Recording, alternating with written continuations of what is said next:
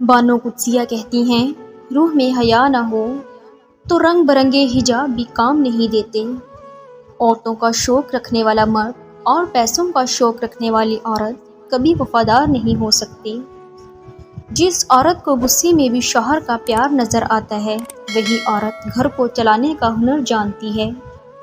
کوئی بھی عورت یہ نہیں چاہتی کہ اس کا شوہر اپنے ماں باپ کو چھوڑ دے، وہ تو بس یہ چاہتی ہے کہ اس کو بھی سسرال میں عزت و احترام ملے۔ ایک حقیقت یہ بھی ہے کہ مرد عورت کی کوکھ سے پیدا ہو کر عورت کو ہی فساد کی جڑ کہتا ہے۔ شوہر اگر بیوی کا ساتھ دینے لگے تو سسرال میں کسی کی مجال نہیں کہ وہ عورت کی آنکھوں میں آنسوؤں کا سبب بن سکے۔ بانو قدسیہ فرماتی ہیں کہ غیرت مند مرد مر تو سکتا ہے لیکن اپنے دل میں دو عورتوں کو جگہ نہیں دے سکتا۔ عورت پر طنز وہ مرد کرتا ہے جو اپنے حرام رشتے پر شعر و شاعری اور حلال پر لطیفے لکھتا ہے۔ بے شک عورت ہر چیز بانٹ سکتی ہے، کچھ نہیں بانٹ سکتی، تو وہ ہے ایک پسندیدہ مرد۔ عورت کو رکھنا بہت آسان ہے اگر رکھنا چاہو تو۔ مردانگی یہ نہیں کہ کتنی پھنسا سکتے ہو، مردانگی تو یہ ہے کہ کسی ایک سے کتنی وفا نبھا سکتے ہو۔ مرد کے با وفا ہونے کے لیے اتنا کافی ہے کہ وہ چار کا حق رکھتے ہوئے ایک کے ساتھ ساری زندگی گزار دیتا ہے۔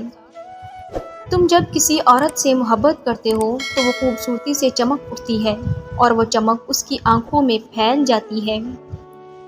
عورت کی محبت کا کوئی ثانی نہیں۔ مرد کی خوشی کے لیے اپنی خواہشات اور عادات بھی مرد کی پسند کے مطابق کر لیتی ہے۔